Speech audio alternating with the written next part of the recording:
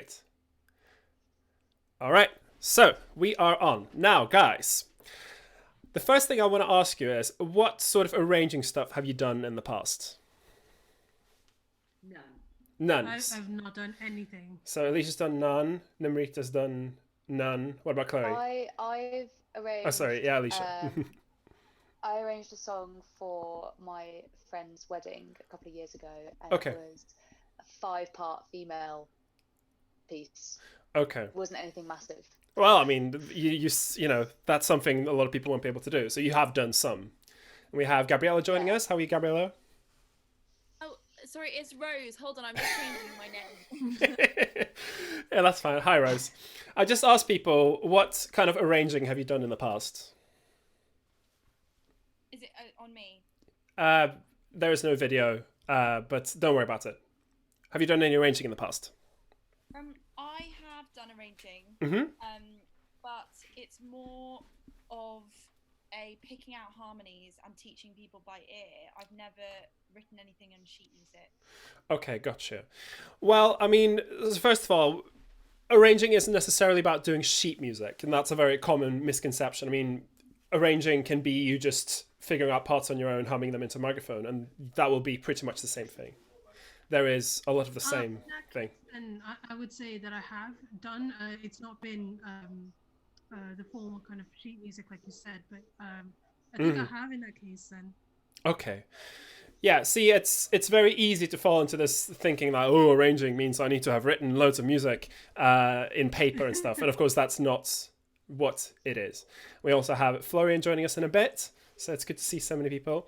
All right, guys. So I am going to now... there's a few people that have joined us. What I'm going to do, I'm going to mute you guys for a bit, and then I'm going to just talk a bit. I'll ask you a question, and then I will unmute you so you can answer. Is that okay? Sure. Sure. Yeah. Okay. Hang on. So the first thing I'll talk about is, right. So, hang on. I'm just trying to figure out this. Yeah. Right. So, arranging, broadly speaking, is just about taking a piece of music and putting it on a group of instruments. Could be any group of instruments. So that's what it is. Arranging is, and I'll try and make a nice little kind of handout that I can then give to you guys afterwards. Let's just go with an image bullet. There we go. We'll have it as a circle. Thank you. Good. It came out a little bit larger than I wanted to guess. It is just putting a song on a group of instruments. Now, this putting is perhaps not the best word, but that is broadly speaking what it is. You're putting a song on a group of instruments. That may not be what it's, intended to be. It could be that you're putting a song on a group of instruments because you've written it, or it could be because someone else has written it. They all fall within the realm of arranging. Now, within choir, and I'll unmute you in a second, what are the instruments we're writing for? Someone tell me. What are we writing for? For voice, exactly. And more specifically, what type of voices are we writing for? SATB. Well, it could be, but it's very generally, what is the voices we're writing for? Human voices. Very good.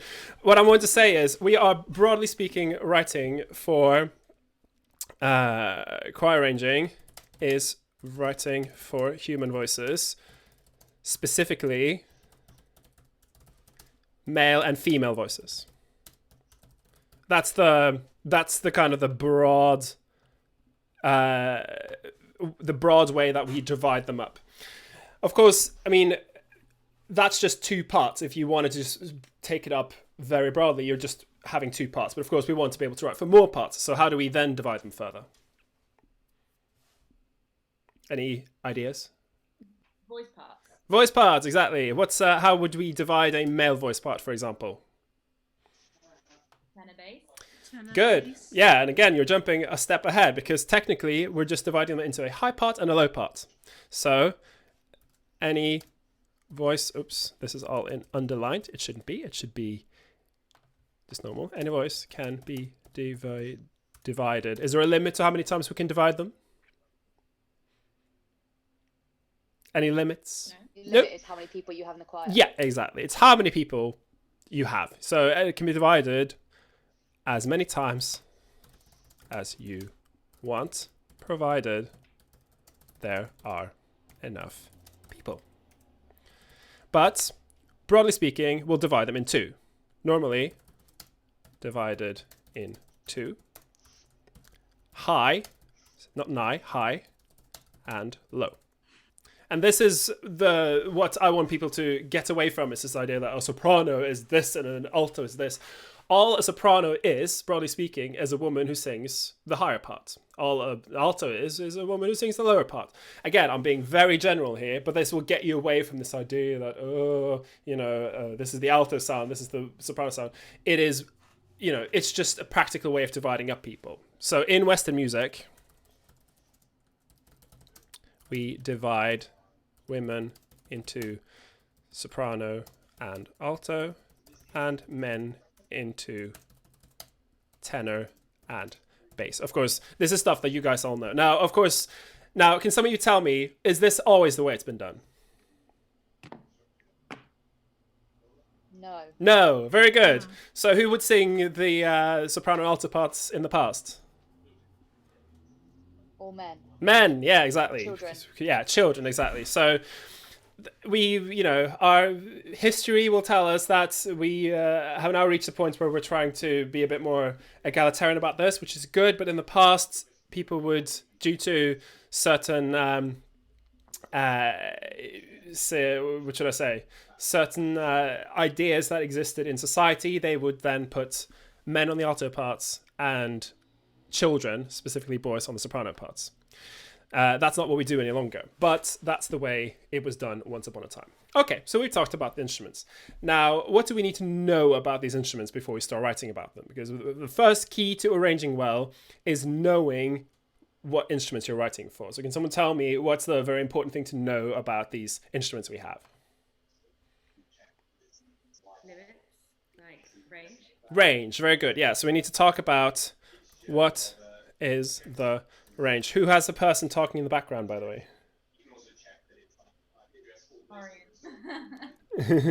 That's Rose. Okay. Hang on. That's not Rose. Sorry. Oh, sorry. It's Alicia. Gotcha. Yeah, there we go. Okay, so let's talk about range, because, again, I don't want you guys to think like, oh, soprano, she sings up to top C, so if I write top C, that'll be fine. That is a dangerous way of approaching arranging. What we'll often talk about is what is a comfortable area that a woman, be she a low or a high singer, can sing in, and what are the extremes that I'll have my altos and sopranos dip into if need be. So let us, let's get my Sibelius out, actually. I have a song that we'll be looking at later. You might be familiar with it. Let's create a new score. Yeah. In fact, we don't have to. I'll add some more instruments in here because we'll be needing them in a minute. So I'll just add in Sibelius, my soprano, alto, tenor, and bass parts. Just put them in here. And I don't actually need a piano, so we'll remove that. There we go. Okay, so let's talk range. Now, if we're not dividing them as far as 4 voices yet, what would be like the most comfortable range that a woman would be able to sing in, and what would be the most comfortable range that a man would sing in? So for a woman, broadly speaking, as long as you're writing it between... Do you guys hear the beautiful samples, by the way? Very good. Broadly speaking, excuse me, I don't want people to see my... There. Broadly speaking, we're looking at a range that is roughly... Sorry, I'm just figuring this out.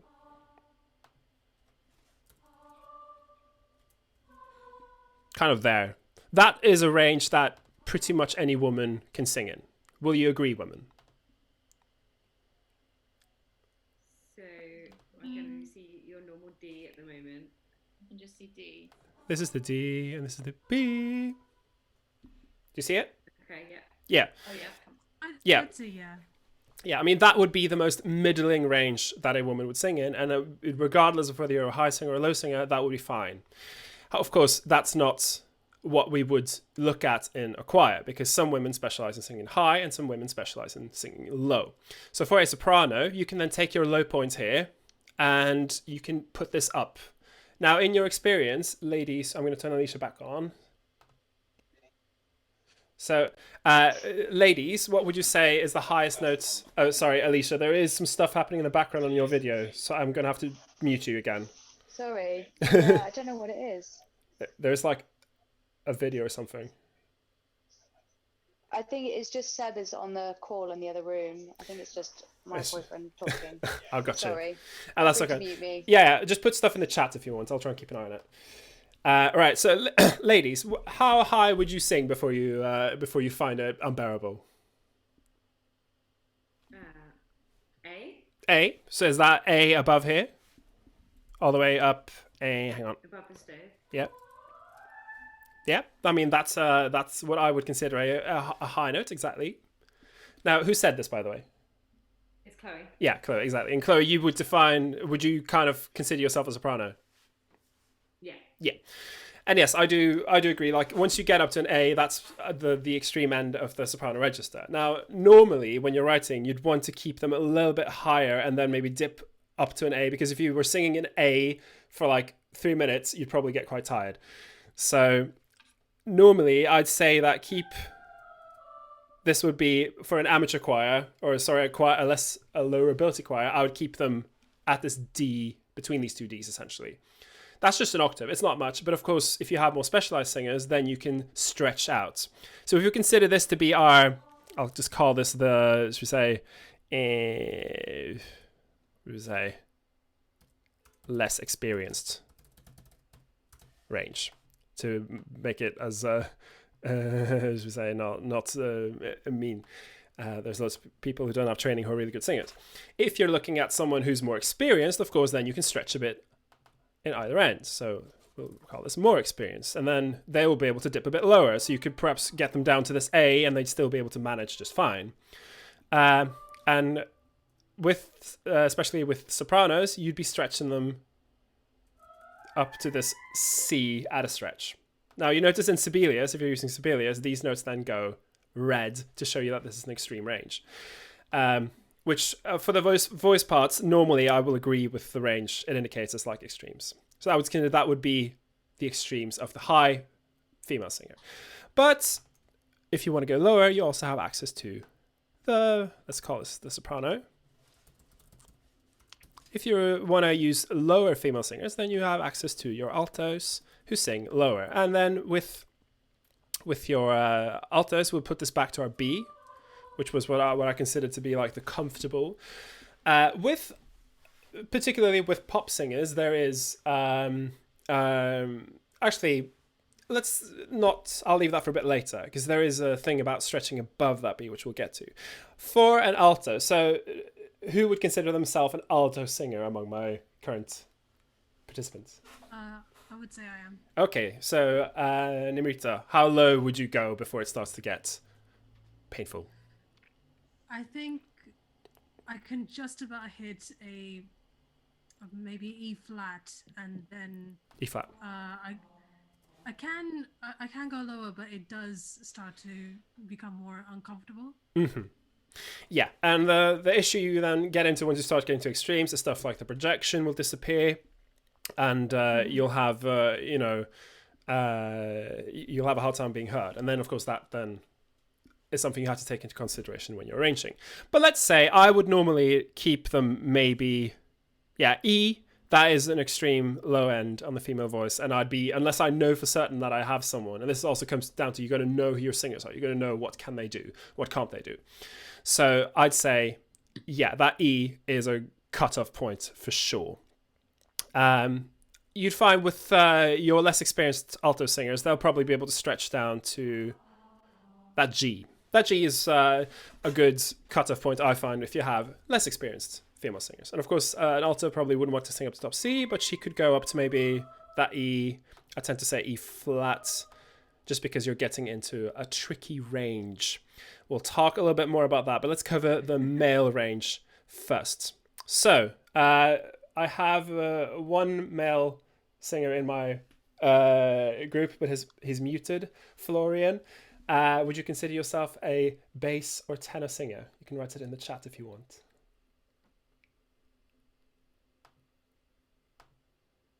I'm not seeing. Is anyone seeing the chat? Yeah. Baritone. Yeah, I said baritone. Baritone. Okay. So for a baritone range, let's put it on the bass clef actually. Pardon? But he can't unmute himself. Oh yeah. Okay. Well, that's fine then. I'll because I am after all a male singer. I will bring my expertise. Okay. So let's look at the bass clef. It's a bit more useful. So let's call this the male clef. So with men, if you're looking at the range that they would all be pretty comfortable, you're looking at pretty much the same range as with the women, except an octave down. So it'll be roughly that D going up to that B. And this is a good rule of thumb is with these voice parts, the way they've been developed and it's been standardized, you can find that the male and the female voice parts will be roughly the same, just octaves apart. That is a generalization, that is just a helpful guideline, but it's very good if you're struggling to remember, if perhaps you find, what was the range of the men again? And you think, well, a low male voice would be about the same as an alto, just down an octave, and a high male voice would be the same as a soprano, just down an octave. So that's a good kind of way to remember it. But of course, again, with these male parts, you're not looking at just writing between that D and that B, because you need to have a bit of reach either end. So let's put this on our tenor staff. And for, I'd say you'd be looking at about the same as with the less experienced sopranos with the tenors. So you'd be going up to that D, maybe. That's a good sort of less experienced range for tenors. Notice how it's about the same as the sopranos. You can see they match up. And with, sorry, my computer froze a bit. My computer's being a bit slow. Okay. With the more extreme ranges, again, you're looking at about the same as with the sopranos, except men, just because of the way, and we'll talk about the break in a minute, because of the way that works with men, you'd probably want to avoid, even with your more experienced men's, having them much higher than that A. That's a very good cutoff point for the men. And good tenor singers should be able to kind of get that A out. So that's a good kind of more experienced tenor range to be working around. I'll just write tenor. Yeah, there we go. Tenor. Good. And with the basses, you're looking at, same as with the altos, that G is a very good cutoff point, same as with the altos. And they can also go up roughly to maybe that E flat. At a stretch. So I'll just, sorry. Normally, you'd want to keep them, same as with the altos, you'd want to keep them at, sorry, my screen's being a bit slow. You'd want to keep them below that B, because when you start getting up to there, then it will start reaching a bit, and it might get a bit uncomfortable for them. But that is roughly the range of a less experienced bass. I'll write in bass here on the side, just so you can see. Whereas someone like, say, Ollie, who can sing all the way down in the basement, can get all the way down to that bottom C. And again, when you're working with extremes, notice that for low extremes, they tend to come out quietly, and high extremes tend to come out very loud. So you've got to keep that in mind when you're arranging as well. If you're having your basses up on that E flat, it's going to be loud. So just keep that in mind. Right. Does that all make sense to you guys? Yeah. Yeah. Any questions so far? No. No? All good? Okay. I will put all of this on like a nice little PDF or something for you, so you can have a look at it. But essentially, a very good rule of thumb is to think that the male and the female voice parts are pretty much the same, just octaves apart. And that will save you a lot of headache, because if you're a female singer and you're arranging by ear, for instance, you can roughly imagine that what you can sing, depending on what your voice type is, will be matched by the men down an octave. in some ways. But of course, there is another thing you got to worry about when it comes to voices, and that is the break. What is your take on the break? Is this a term you're familiar with?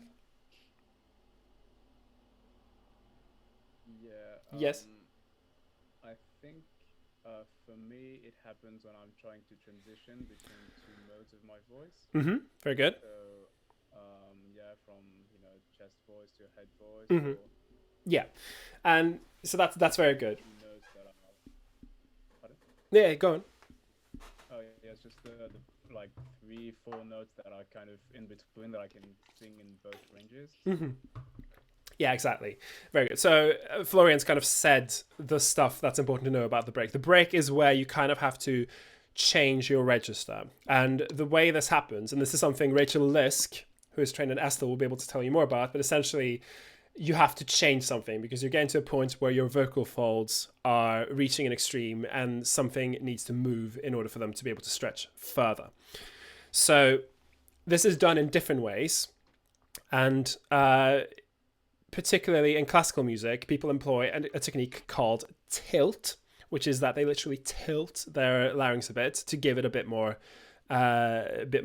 stretch. In pop music, there will be other techniques like, say, belt, which works slightly differently. I'm not going to go to. She, having been asked to sing high very much during her choral singing life, will be used to singing using tilt because you can sustain that for a long time. The break in female voices. Hello, Chloe. The break in female voices happens around kind of there. B, B flat, C, that area. And you'd find that singers tend to then tilt and they can just transition smoothly between them. So it doesn't pose any problems for them to navigate that. It just comes with what kind of training they have, what kind of background they have. With men, the break is a little bit differently placed. It tends to be around there, that D or E flat, E, kind of that area. So you can see that these kind of correspond with our extreme ranges here. Not quite with the men, because again, people do tend to get louder as they approach the break. And so this will kind of affect the way the music sounds. And when it comes to these, all of I'm telling you here is like basic guides. You can find these anywhere. Just search vocal parts ranges and you will get pretty much these same ranges.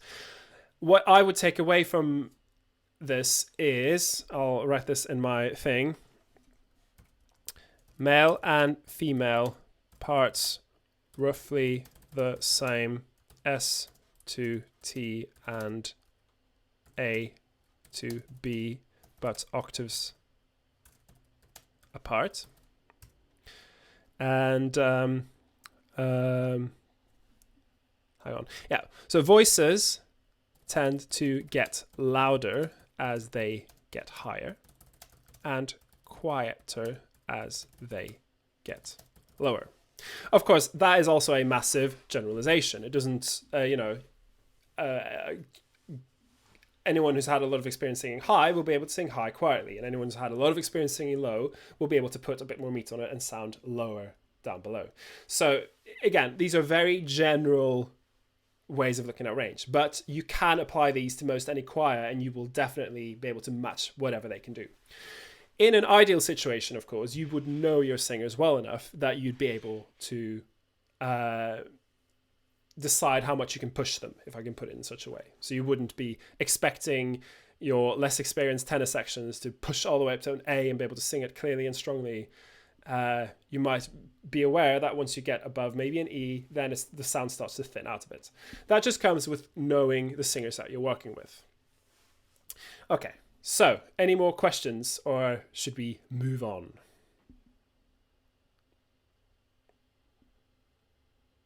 No? That was pretty clear. Pretty No clear? questions here. No questions? All right, let's move on. Okay, so this is just got to do with range. Now, range is not the interesting part of range. It's kind of the necessary thing. It's the thing you need to know. But ideally, once you know it, you won't stop to worry about it so much. And instead, you'll just know and you'll know it and you'll use it to make your arrangements better. And how do we do this? Well, so I posted on our Facebook group that I want people to pick a song that they would want London Contemporary Voices to sing and tell me why. So who picked a song, and can you tell me why?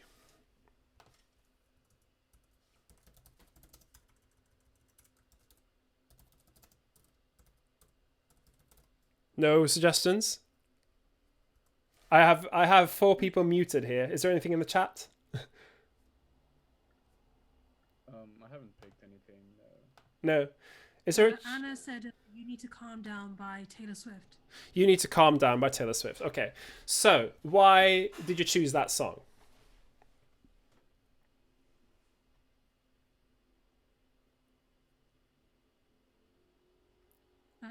Chloe said, "Can you unmute me, Knut?" Oh yeah, sorry. Can you not unmute yourself?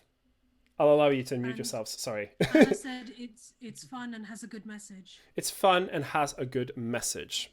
Okay, I'll unmute you now. I'll put it so you can unmute yourselves. Sorry, I didn't do that. Yes, Chloe, what did you pick? I picked a Christmas song. Christmas song. Okay, which one? Christmas. Christmas. Baby, please come home. Okay, who's that by? Darlene Love. Don't know. I'm not familiar with it. Why did you choose that song? You would know it because Mariah's done a version of it. Oh, is that Christmas? Is that one? Yeah. Yeah, I got it.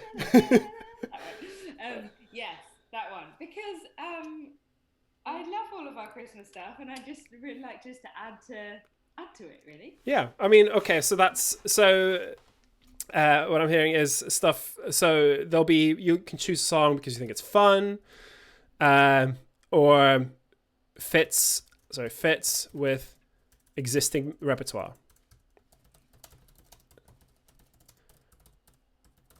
Those are good reasons to pick a song. Now, you'll want, when you're choosing, if you're in a position where you can choose repertoire, there's a few things you've got to think of.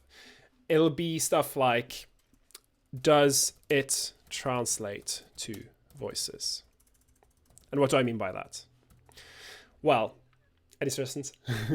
I think you might be on about if the instruments can voice mimic the instruments pretty well. Okay, so that's one thing to consider. So I call them sound syllables. Some people call them what's the word? I forget. I forget what the. Essentially, there's not really a formalized sort of terminology for it. Yeah, but it's whether you have the ability to recreate the sounds. That's one consideration. What's another consideration? Yeah, that's I guess it's also a matter of the energy of the song. Energy of the song. Might not work just with vocals and might require, drums or extra synths, effects, and stuff like that. Ooh, I got a 40-minute limit removed. Okay, thank you. Yeah, exactly. So you got to. Sorry, could you repeat the last bit of what you said? Yeah, so I was saying that some songs might require drums or Yeah. effects, other textures that can be replicated with the voice. Yeah. Can you make it work without stuff like drums? And yeah, that is. So a lot of acapella groups will then employ stuff like a beat boxer, and you'll find when arranged for choir that the lack of percussion can be a little bit annoying, but that's just the way it is. Now you have also access, of course, to body percussion, which means that people might have to multitask, which is tricky, but that is one solution. Okay, so yeah, those are some considerations. Now I'd say you'd also got to think about what is the ages of your members, because your choir or your group will be kind of have more of a selling point depending on the repertoire they choose. So if you have a group of gruffy old men and you get them to sing Girls Just Want to Have Fun, that's going to come across in a certain way. Whereas if you have a choir of teenage girls singing it, of course, it's going to come across very differently. So you got to choose like, what will this song look like, sound like, performed by this particular group. So you've got to think, how does it work with what is your group's identity. And that's something you can use to then think about. So I was saying, what would you choose for LCV? Because I would then think that people would choose for London contemporary voices. You might use words like indie. I can't spell indie. Cool. You could pick something that is alternative. Singer-songwriter. That is what I would associate with kind of the identity of London contemporary voices. Now, of course, like Chloe said, we do have the fun Christmas music as well. So it's not all, it's not all serious, dour music. But there is an element of this cool alternative quality, which you would then take into choosing the repertoire. So that's... Sure. Would you also consider take into consideration the tone of the original artist? Say, like, someone has a very particular vocal tone. Do you think their song might not work sung by an ensemble? Oh yeah, so this is interesting. It's, if you're using choral voices or ensemble voices, that is going to sound different from a solo singer, regardless of what you do. But it doesn't mean that you can't put that on voices. I'd rather be thinking about stuff like, does the singer use tricky vocal effects that you can't get with your singers? So like if you have, take vocal limitations into account. For instance, if someone's doing lots of runs, can be hard. So you got to think, if you're doing a Mariah Carey song, it might be worthwhile to consider doing, like, do you have someone who can sing the lead as a solo, or would there be bits that would work as an ensemble? These are things you got to think about. We did that show with Ava, and she was doing, runs all over the place. And of course, that's not something that you can necessarily expect a group of singers to do. But if you have some singers that you want to show off, or you have an exceptional, belty high singer that can do that, then of course you got to do that. Give people a chance to show off. So anyway, a lot of this stuff is kind of, when you think about it, is kind of obvious, but it's good to think about it, because I think that the key to a good arrangement is a good song. I would generally say that in order of importance, I'd go song, arrangement, performance. So you got to have a good song to be able to do a good arrangement. You got to have a good arrangement in order to be able to do a good performance. So if you are in the position where you can choose the song, you can do yourself a favor by thinking through these things before you decide on a song, and then finding later that actually it has this enormous guitar solo in the middle that we can't really do, and it's an important part of the song that I can't recreate. I would say you got to figure out, and this is what my composition teacher would always tell us, what is the song? So I'll throw you some examples. My favorite example is Careless Whisper by George Michael. What is the most memorable part of that song? The saxophone. Solo. The saxophone solo, absolutely. It's a good song, of course, and it's a song that you could probably do with choir, but you wouldn't want to leave out the saxophone solo because it's such an important part of the song. You see what I mean? Okay, now let's say that we've chosen our repertoire. We've picked a song that fits with our group. It fits with our, we have a group of pensioners, and we're not having them sing, I don't know, Smack My Bitch Up or whatever. We're having them sing something like Under the Apple Tree or something. Right, so then how do we then start adapting the song? What's the first thing we got to do? And it's Sorry, just, could you repeat that, please? yeah. How do we then start adapting the song? What's the first thing we got to do when we think about adapting the song? Listen to the song. Listen to the song. Yeah, exactly. You got to listen, get it under your skin, listen to the song, learn it. And there are different ways of doing this. You could literally just listen to it over and over, walking around your house doing chores. I tend to do transcription, because I find that I then do two things at once, because I'm writing out the song, but I'm also learning it at the same time. So that's a very good way of approaching learning the song. Writing it out, listening to it loads, singing along, getting to grips with it, getting to grips with the message. And this will also, if you've already done your research when it comes to picking repertoire, you will have kind of done a bit of this already, because you will have thought, what is the message of the song, what are the lyrics? So you will already have done a bit of this. Because, yeah. Sorry, when you say the transcribing it, is that assuming you have Sibelius or something? You could do it in Sibelius. You can also do it on paper. When I started out, I just wrote it on manuscript paper. But again, don't. As I said just at the beginning, doing arranging is not the same as writing out sheet music, and it's not. You don't have to be able to write out sheet music to arrange. I think it's very easy to kind of think that that's a requirement, but it's really not. So I tend to do it because it's what I'm asked to do a lot, and because I find that it helps me organize the music in a way that makes sense to me. But if you prefer to work by ear, and you find that that helps your creativity and helps you get everything together in a way that makes sense to you, then do that.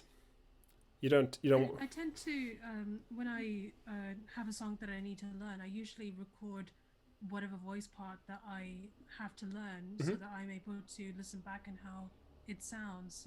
I'm not sure if anybody else does it. Yeah, I mean, that's, again, it's just what works for you. What way of arranging makes it so that you can, not be limited by the technology. So I'd say, I'll just write this down here as well. You don't need to use manuscript, paper, or Sibelius, or finale. Sorry, I'm sure you're going to get to it, but I guess my question about that would be, how do you then do it without writing it down onto music? How do you record it all? Well, I mean, so most computers, so if you have a Mac, for instance, it will come with GarageBand. You can use GarageBand. A lot of phones come with some sort of software that you can use. So you can use... There is also a free version of Sibelius. Yeah. So you can use, there's free software. So we have, so it's called Sibelius First. That's one. You have Audacity, which is a free digital audio workstation that you can use. Yeah. Audacity's good. Yeah, it is. And it's, it's like using Logic, except it's much more simplified. GarageBand is free for Mac users. Essentially, just find something that you can use that helps you just record stuff in. It doesn't have to be, you don't have to have a great setup. You don't have to have a studio microphone. It's just you want to be able to hear what all the parts sound like together, because that's ultimately what's going to be the case when you're doing it. But again, it's just try stuff out, see what works for you. I tend to use manuscript paper because that works for me. So yeah, anyway. Cool. So we've listened to our song, and we might have started, writing out some bits of it, recording some bits of it, thinking about, what are we going to be doing with this? So I'd say one of the most important things to choose is structure. And why is the structure important to set in stone as quickly as possible? Because it's going to dictate the dynamics. So it's got implications to do with will dictate dynamics. Very good. What else? You don't have to write things out again. You can just put a repeat sign. Yeah. Repeats. Very good. Anything else? I think it's so that we are used to how each parts are going to go, so that we know. Sorry. What do you mean? I mean, as in. That's fine. How do I explain this? So people, when you put a structure in place, you're able to understand this is how each part is going to go. So soprano starts first, then tenor, then alto, maybe. Yeah, I mean, I'd say that comes a little bit later. I'm talking about a much more basic level of the arranging before you've started putting down a single note, even. You've not decided who's going to sing what yet. All you're deciding at the moment is what is the structure of the song. And the reason why it's important to do this is because the song might have elements that you will have a hard time replicating. If it has a really tricky guitar solo, like I said, or it has, it has a few sections in the song that you don't feel you really need. It's really important to decide, right, am I cutting this third verse, for instance? Am I keeping it going for the whole original recording, or is there bits of it that I can take away? The reason why, I'll just write, so dictate dynamics repeats what to keep and what to remove. There is, when you do music that's all a cappella, you can get away with and should consider always not making them quite as long as a studio recording that uses all instruments. Because there is something psychological about listening to a group of singers, particularly if it's like a smaller group. It's very how do I say this without sounding like an asshole? It can be a bit tiring to listen to constant vocal textures for a really long time without anything else. Because with studio, if you have a studio, then you can start putting in new textures. You can start to play around with stuff like drums. You have all these options. If you're writing for a cappella voices, you don't have that. So you can have a song that's just under 3 minutes long, and it's still going to sound like long enough if it's all voices. Just keep that in mind. Doesn't always have to be the case. But there'll be some arrangements that I've done where I've been thinking in retrospect that actually this arrangement's too long. Like my arrangement of George Michael's Freedom, I think, is way too long. Because I didn't consider that it was going to be just on and on and on. So you can think about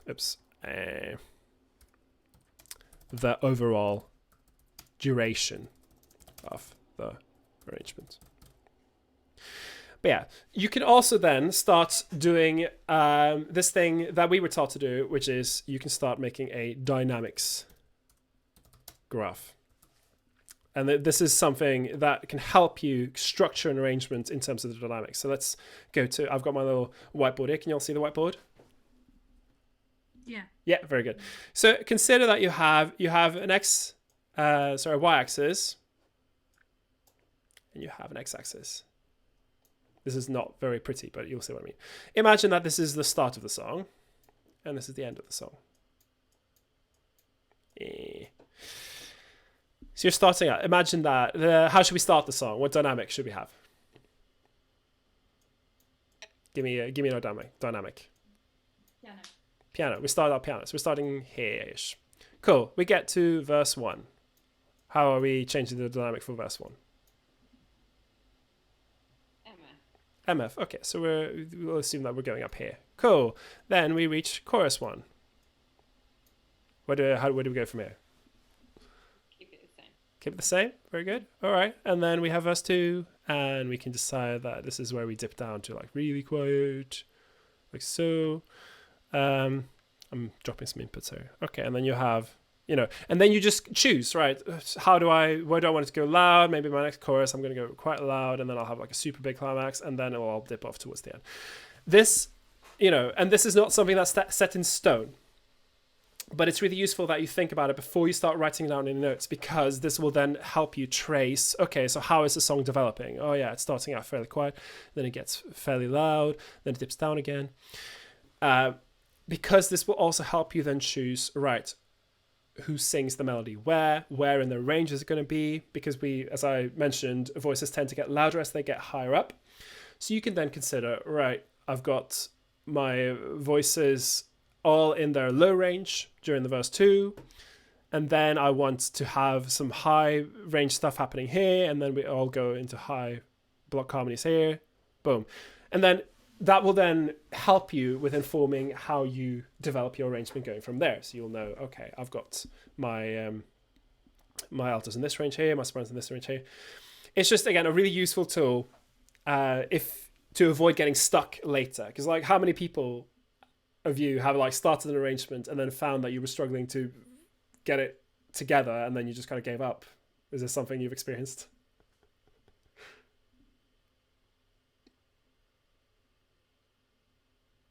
Yeah, I've definitely found like I can start something and then I'm like, oh, I just can't carry on.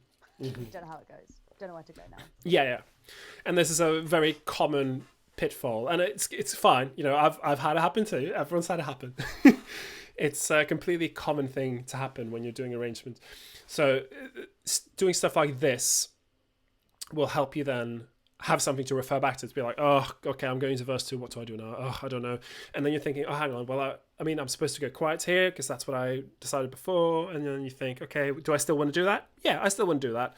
And then you have ways of achieving this, which we'll get into later.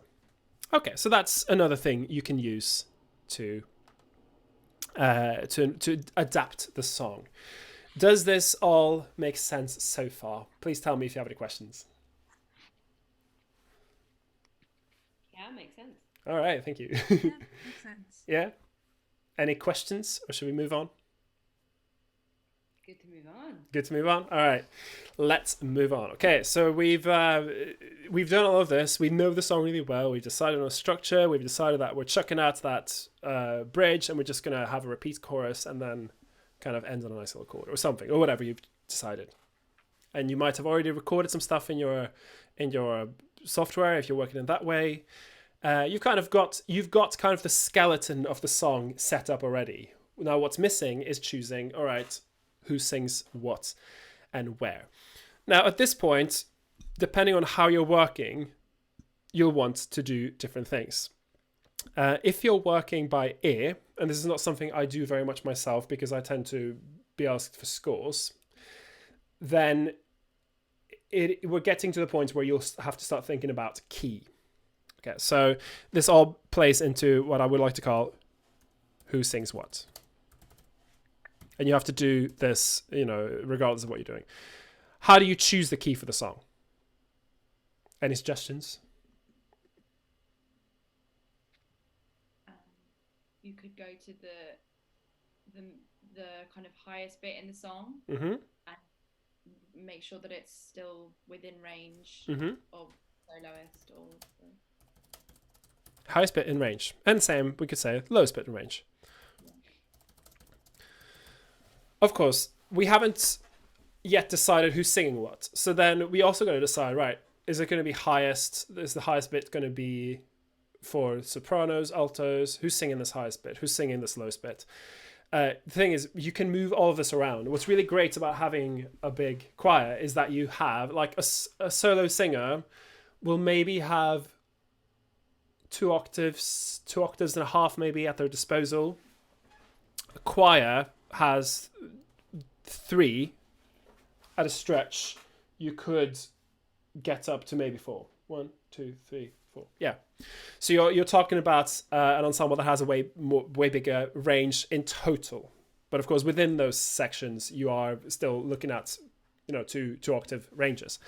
So what's useful to do, referring back to the dynamics graph, is to think, I tend to do this, where is the loudest bit in the song? And then work back from there. So I'll decide, okay, so the loudest bit is here. Who is singing the melody there?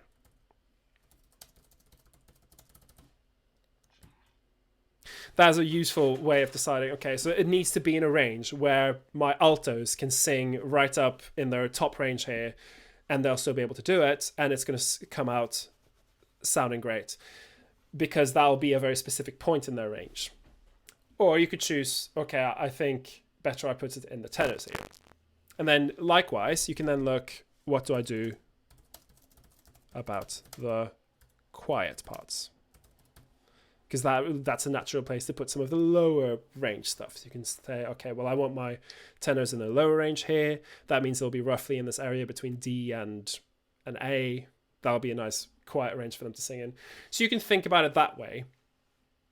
And again, this kind of, you don't really need the soft, the written out music to do this. I find it useful, but of course, as I said, you as a male or female singer will be able to then translate your voice kind of down an octave. You can do this with plugins, or you can just do it in your mind's ear, and just hear kind of roughly what it sounds like, and it should more or less match what you would get from the opposite sex voice part. So now when is it appropriate to use a soloist?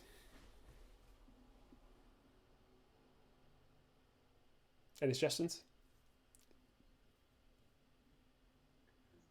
When there's a more specific, like vocal runs or like a specific vocal technique. Yeah, so you could that doesn't translate to choir. so you could talk about specific vocal requirements, like runs. What else?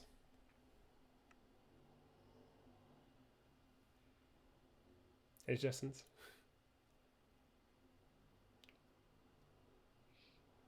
No, it's fine. I will say there isn't. I'd say it's a bit of a trick question because there isn't really. I mean, yeah, you could talk about specific vocal requirements. Of course, that is a situation where you'd want to use a soloist, but essentially it'll be whenever you want to use one. Is the whenever you want to use one, and you have one available. Yeah. So I need to know then that I'm writing for this group. I'm writing for, learning contemporary voices, and there's an R&B solo happening here. Right, who do I know in LCV that is a good R&B singer that will be able to do a good solo here? Not necessarily that they will end up doing it, but that, if push comes to shove, they will be available and they will be able to do a good job. So you've got to think, what singers do I have? What can they do? What can't they do? Soloists, you could put anywhere. You could have them in a chorus. You could have them, I tend to use them in the first verse, for instance. So you get a bit of contrast with the ensemble voices. It's really, really useful to use, to think about the different ways you can create texture when you're working with singers, because as I mentioned earlier, you kind of end up with this thing where it's like constant ensemble texture, which isn't the problem you get when you're working with different instruments, because a piano will sound different to a guitar and a guitar will sound different to a drum kit. So there's already some texture variety happening there. With voices, even though every voice is unique and special in its own way, it can very often be a very uniform sound across the whole track. So think about stuff like, what textures am I achieving? So that'll be stuff like solo versus ensemble. You could use stuff like humming. You could have a percussive effect. Because all of this is stuff that someone will have to ensemble. I can spell. Ensemble. This is all stuff that you need to consider. Like, so I've got in the original, for instance, if there's a very distinct drum loop that I want to somehow capture a bit in my arrangement, I then have to think, okay, how do I translate this onto my voices, and how do I make it singable? And again, that's kind of a challenge that we'll perhaps look at in more detail later. Okay, so look at what's the highest bit you need to do, what's the lowest bit you have to do. And then I am very much a fan of trying to give everyone something fun to do. And I'll say there's a lot of... Have you ever had to sing an arrangement where you're literally singing the same thing for 3 minutes? As an alto, yes. Yes, as an alto, yes. Oh, yeah. Altos, unfortunately, and this is a old-fashioned way of arranging, but altos tend to be given like kind of the notes that no one else is singing in the old way of arranging, and I very much disagree with this sentiment. And it's unfortunately it was the case for a long while, because everyone was doing this thing called choral style writing, which essentially means that the soprano gets the melody the whole way, and everyone else is harmonizing, and the altos end up just singing kind of the note that no one else is singing. I am very much a proponent of everyone should get something fun. So then think, okay, I want the basses to have the melody at one point. I want the tenors to have a melody at one point. I want the altos to have the melody at one point. Find ways of distributing it so that you get this effect. Now, if you're using a soloist, you could be like, I'll use the soloist for a bit, and then I'll have the alto sing in the second verse, or maybe I'll have the bass sing in the second verse, or maybe I'll have, there is no right way of doing it. But I'd say if you're thinking about making sure that every section has something fun to do, and you're not making someone sing the same thing for 3 minutes, nobody should sing the same thing over and over for 3 minutes. And why is it important that we give people fun things to do in arrangements?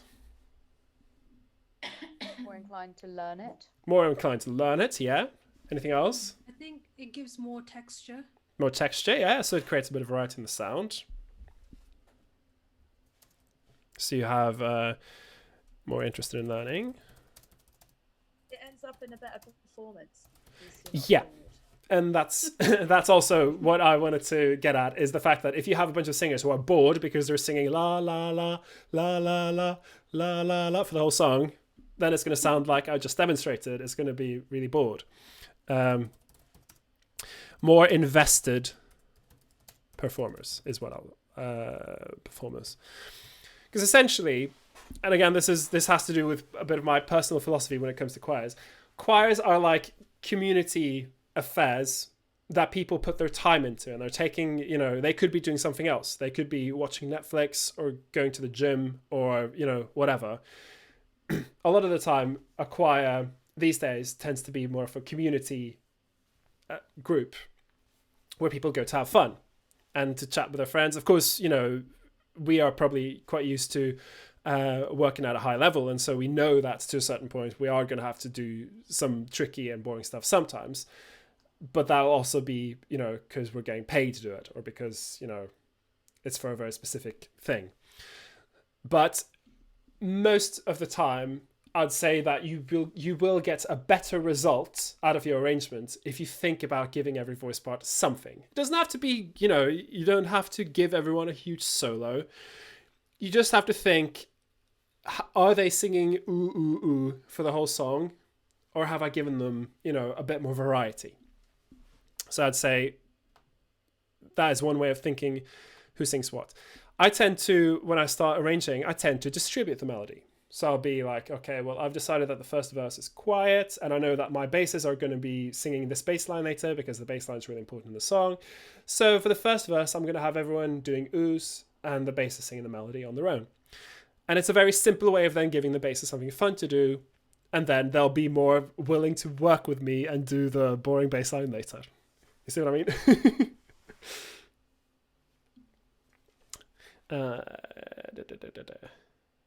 Okay, so I would say that key should put the melody is, I'd say, always your first priority, in a good range for whoever is singing it at the moment. Now, if you're arranging by ear, you can simply decide, okay, well, I'm singing kind of more in my high part, the high part of my range here, which means that this is more of a soprano alto, so this is more of a soprano tenor range. I'm singing it more in my low range here, which means this is more in a bass alto range.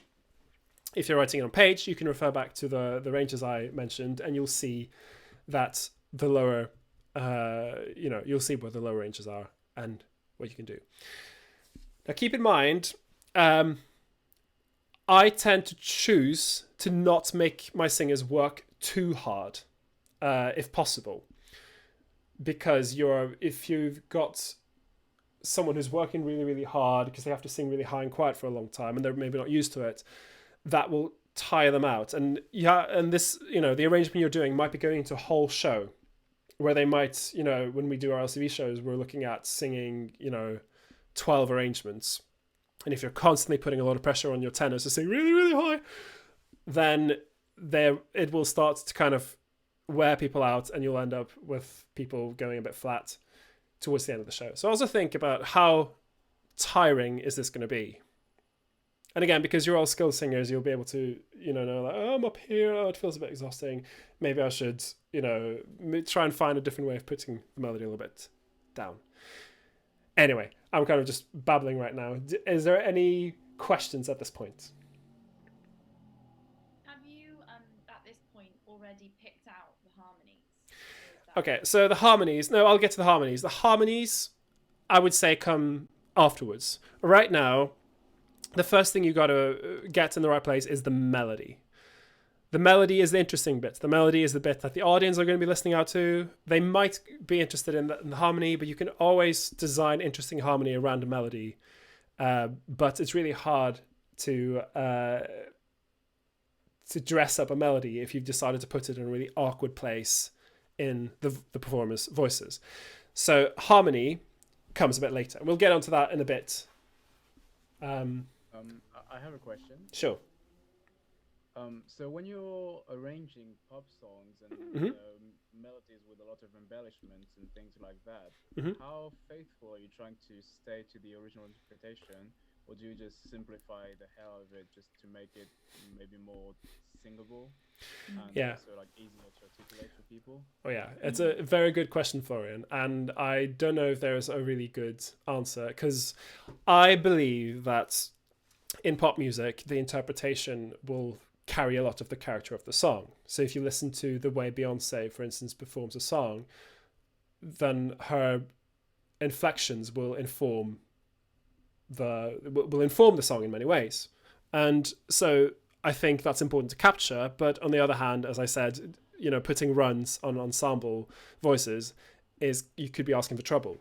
So I would say keep in stuff that isn't too hard. So if you just have people doing little like grace notes, da da da da da da da, then that's stuff that you can preserve. If it's like that kind of stuff, as you can tell, I could totally do it myself. Yeah, I wouldn't say there's a very clear cut answer here, because it also depends on how closely you want it to resemble the song. I have, for instance, found cases where do you guys? So you're all familiar with John Lennon's "Imagine"? I'll imagine. Yeah, it's not. Oh, yeah. So I have once performed an arrangement of that where the arranger simplified, because in the original it goes, "Imagine there's no heaven." The the melody happens on the offbeats, whereas in this arrangement it was "Imagine there's no heaven," and it was very much on the beats. And I thought the song got a bit dreary. So it's a very tricky thing to manage. I'd say you can also look at the skill level of your choir. Is it a community choir? Then maybe, a lower ability community choir. Sorry, community choirs can be very great performers too. Is it a lower ability choir? Okay, I will have to simplify it, because that's what we'll be able to achieve. Also, there is the thing, if you've ever looked at like pop music in notation, it tends to not look very nice. It tends to be very tricky to read. It doesn't necessarily mean that the melody is tricky. It's just that a lot of it happens on the offbeats, and the notation we use in the West doesn't always present offbeat music in the most, should we say, readable way. So you can consider, okay, how much time are we going to be spending reading this? If you're teaching the choir entirely by ear, it probably doesn't matter. If you're doing it, if you're arranging it by ear anyway, then it might not even be something you need to consider, because if you can sing it to your choir and they'll be able to imitate you and it'll be fine. So yeah, anyway, as I said, the answer is I don't know if there's a really good answer to this. I'd say if there's tricky runs, yes, do simplify, unless it's a solo and they can do it. What's good about using soloists is you can also just ask them to make up stuff and improvise, and then you will kind of get the same effect. Okay. Does that kind of answer your question? Yeah, definitely. Yeah. Okay, I'm good. Any other questions? No, not from this side. All right, great. Okay. So I've kind of just talked and shown you some text here, but I think we need to do some actual arranging. And we are going to do, as you might have guessed, we're going to be looking at our little Twinkle, Twinkle, Little Star. I'm going to remove this. In fact, here's what I'll do. I'll just create, you'll have to excuse me here, because I'm going to, how do I hide this? Okay. I'm going to move some stuff around. Just bear with me, because we want to get a split here, and then pitch break, and we'll move all of this over to the side. Okay, so let's assume that we are writing for acapella SATV choir. Because I mean that's the standardized choir. Oops, that's a standardized choir setup. Then you'll most likely be faced with. You could be writing for just male voices, or you could be writing for SSS, AAA, TTT, BBB, or whatever you're writing for. It doesn't really matter. But this is the setup that has stuck around. I'm looking at 5 bars. Let's see. Okay. Right, so we have our melody. I just wrote it out in C major. Twinkle, twinkle, little star, how I wonder what you are. Up above the world so high, like a diamond in the sky, twinkle, twinkle, etc., etc. Let's just do one verse. Okay, so looking at the stuff that I've talked about, we are now going to... Let's assume that we've learned the song. I'll assume that you're probably familiar with the song already. It's not something you need to work out and all the tricky harmony that needs to be figured out. We will talk about harmony in a bit, because that will also be a decision we'll make. But let's first talk about our dynamics graph. So going to my dynamics graph. All right, how should we... I'll just get rid of this. You'll have to excuse me. My old laptop doesn't always manage with doing loads of things at once. How are you doing? Sorry, guys. Okay, looks like my whiteboard froze. That's fine. I'll just end. Force code. Let's not worry about it. Let's write in. I don't care. Go away. Okay, let's just write it in. Okay, so how are we starting the song? The first 4 bars. Are they going to be loud, quiet? What do you think? Quiet. Okay. Let's start quiet. Cool. What about the next 4 bars? A bit louder. Louder. Should we say maybe MP? And then the last. Actually, let's divide it into 2s and 2s. That'll make more sense. So let's have the MP here. Next one, up above the world so high. What should that be? Think a little bit louder. A bit louder, MF. Okay, like a diamond in the sky. MF still. MF still, okay. And then twinkle, twinkle, little star, last bit.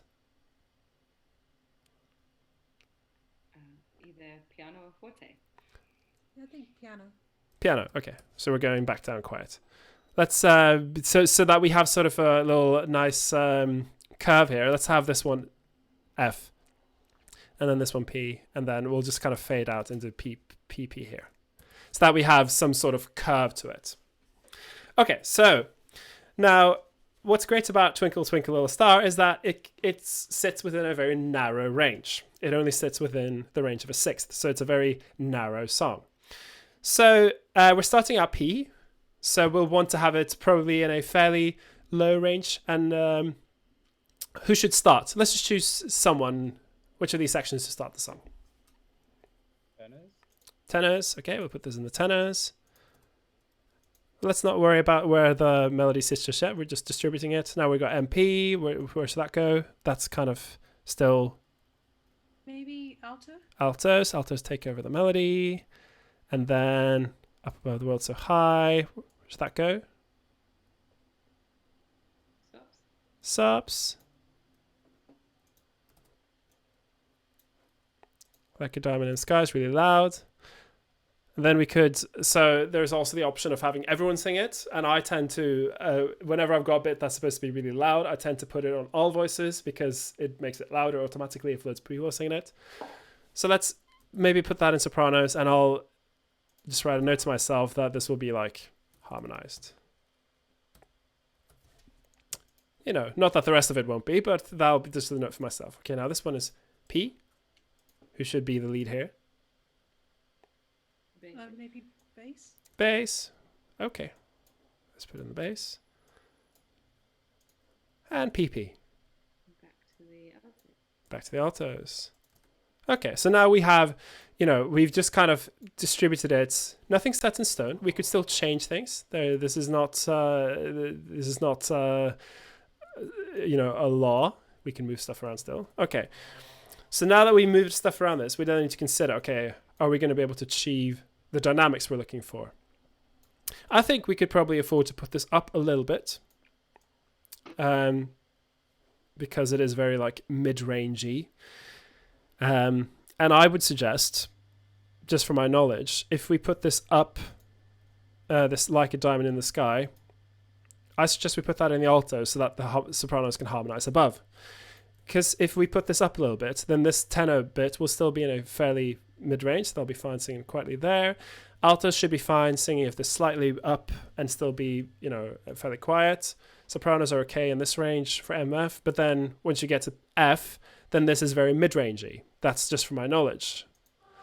Like a diamond in the sky. I have a very hard time projecting like a diamond. That's an area where I might start to strain if I try to push it out. So I'll then know, okay, the way I'll work around it is I'll put it a bit up, and I might have a higher harmony, which will then ring out quite loudly. That's okay. The melody does not have to be the highest part. And then this is okay for the basses to do. I mean, we could put it up slightly. I wouldn't want to put it up too much because they are approaching that B that I mentioned before, and that's the point where they start to get into their high voice. So maybe not putting it up too much. But then this could probably still go up a little bit, and the altos would be able to just about manage keeping it quiet. How I wonder what you are. And that'll nicely tail off towards it. So my suggestion is to put it up a tone. So I want to, and you can do this in software, I'll want to put it up a second. That's just having analyzed where they are in the ranges and how it will come out just from my knowledge of the ranges. Now, typically in choral music, if you're writing notation, you'd want to have the dynamics above the staff, not below. That's what you do in instrumental music, but because singers use words, we put the dynamics above so that they're not at the same side as the lyrics. So I'll just put those in the correct place for a bit. B, E, and this one. Okay, so now we'll talk about stuff like harmonizing it. Now I've got my keyboard on the side here. Can you guys see if I gotta plug it in? Hang on. So because my laptop only has like 2 USB inputs, I'm not able to put everything in at once. But I do have my keyboard to the side here, so I'm just gonna give me a second and I'll stick it in. That's what she said. God. I am. So this is supposed to be a fun lesson, guys. Okay. So my mouse doesn't work anymore. That's fine. So I just got to get my input device working. Good. Got my keyboard. Just go check that you guys can hear it. Can you hear that? I can't hear anything. You couldn't hear it. I can't hear anything. Let me try again. Sorry. I don't think Zoom can stream the audio from the computer. Oh yeah, it will. Hang on. So I'll go. This is I've encountered this problem before. Let's see. I'm looking at no, not this. Input devices.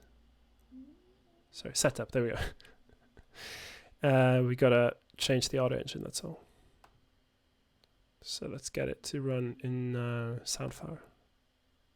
Oh yeah, I use it too. Can you hear that? Can you hear that? No. No. Okay, let me. Oh yeah, it's not coming through. Hang on. Sorry guys, technical problems. Okay. I'll go back to multi-output. Because I'm streaming this at the same time as I'm recording it and being on a Skype call with you guys. So there's a lot of stuff happening all at once. Let's see. I think maybe Zoom has the option of sharing the computer audio as well. Let me just work it out real quick. I've been on so many calls with people figuring Zoom out. Yeah, like everyone's got the same problem, don't they? says computer audio connected. Maybe it's just running. Oh yeah. Oh, I think I know what the problem is. I'll plug in my keyboard to my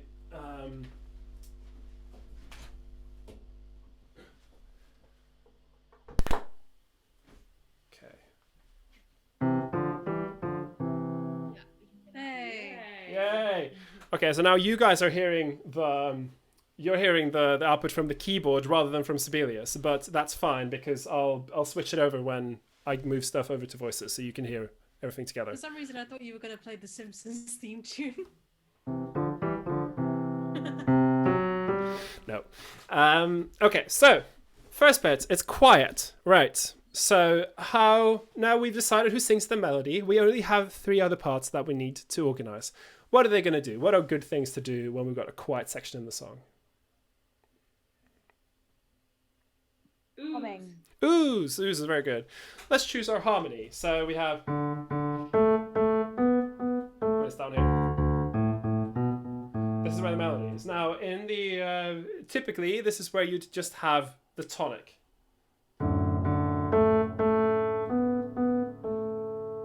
Do we want to keep that the whole way, or do we want to change it around a bit?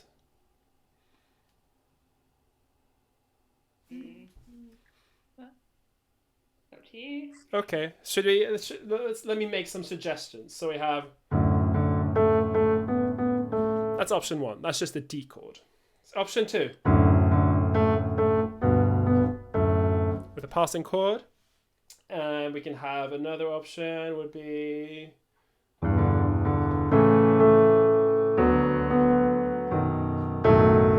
That would be the jazz version. What else could we do?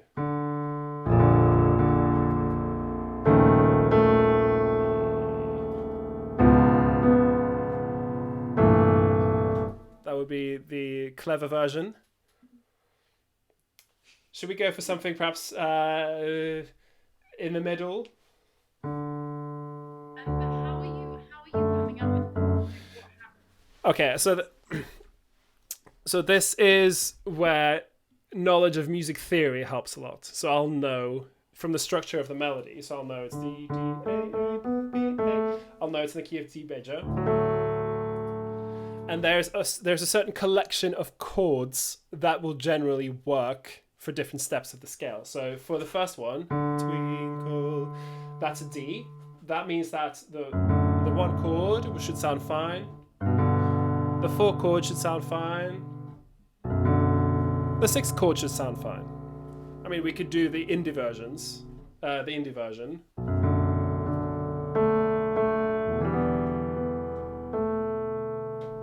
And that's just me looking at what is the melody note and what chords in this key fit with the melody note. So you work out the chord, and that's where you then obviously get the harmony from that chord. Yeah, exactly. So even though each individual section will be singing a line, they are, as a unit, creating a chord. So I will then, often when I'm transcribing and learning the song, I will write out the chord progression of the song. So I'll already have looked at what the songwriter chose as their harmony. And that'll give me some inclination. That'll give me some indication of, okay, so they chose this chord. I very often change it because I like to be clever, and because if you do a lot of arranging, then you like to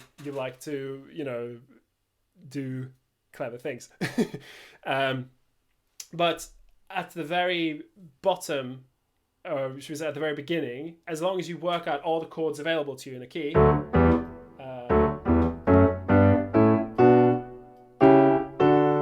These are all the triads that you get in the key of D major.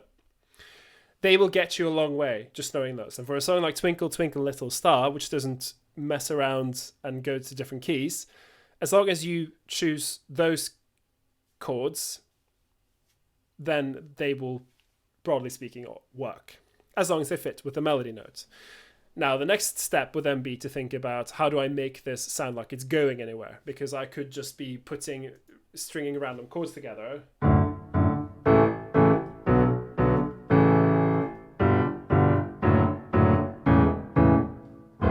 Okay, Okay, so the problem is because I'm so used to working out stuff and make it sound clever, I already changed around a bunch of the notes to make it sound clever there. Let me see if I can make it not clever.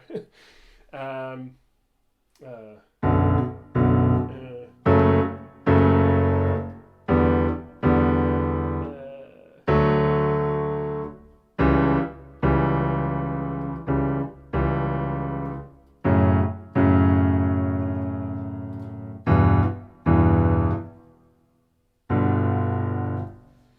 I mean, those chords all fit, but they perhaps sound a bit like they aren't going anywhere. What would you say? Yeah. Yeah. Yeah. Yeah, well, that's the idea. So in Western music, we're very much fans of something called functional harmony, where the chords kind of are always kind of taking you on a harmonic journey, if you will. So because we're talking about Twinkle, Twinkle, Little Star, which is a very old nursery rhyme, and which most likely would have been intended to use functional harmony. I'm not sure exactly when it was written. It could be that it was just a plain song, and it was just people going, in church, they were the Twinkle, Twinkle, Little Star, how I wonder what you are.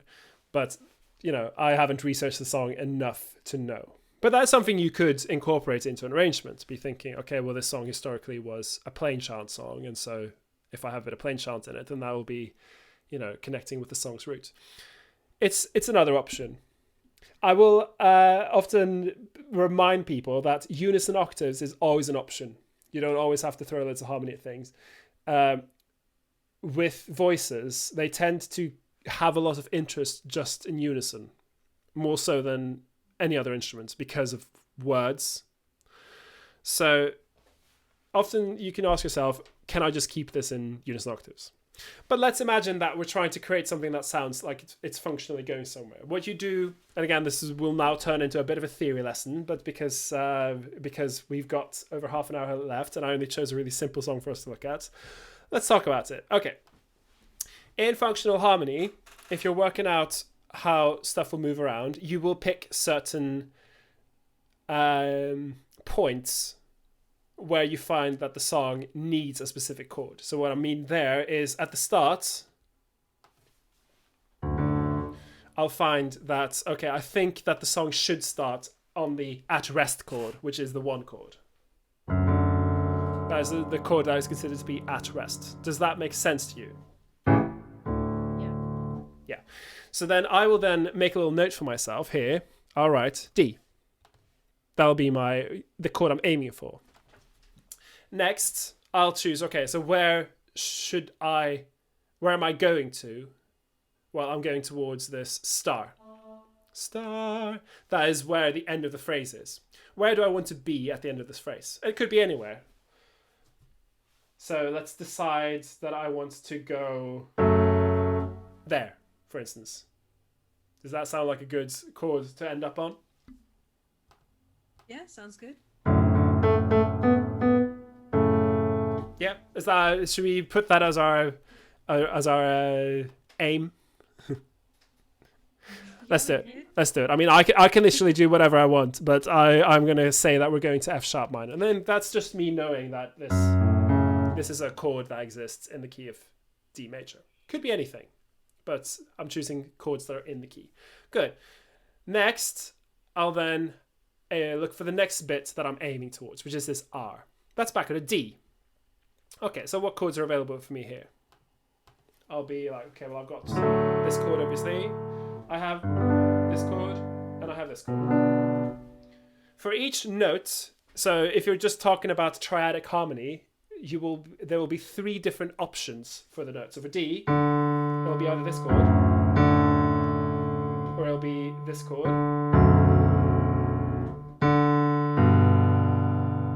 because that D can only appear at 3 different places in a chord that consists of 3 notes. So which of these should we choose? Should we choose, so this is option 1, this is option 2, and this is option 3.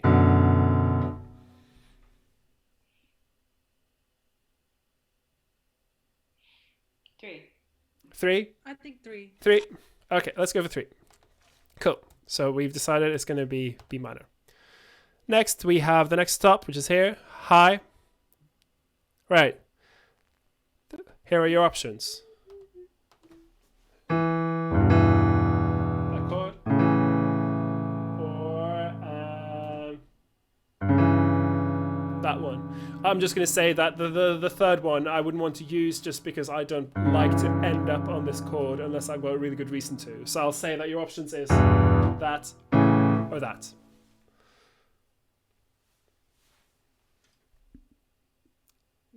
I think two. Two. For me personally. 2. Any objections? Nope. Okay, let's go for 2, and 2 was A. Good. Like a diamond in the sky, I'm aiming on the same one. Should we then, just for contrast, end up on the other one?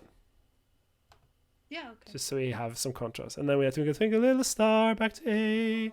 Then we have our same thing. That one, or that one, or that one. Now I'll say that the third one I'm going to reserve for the very end. So let's pick one of the two others. So your options are either that or that.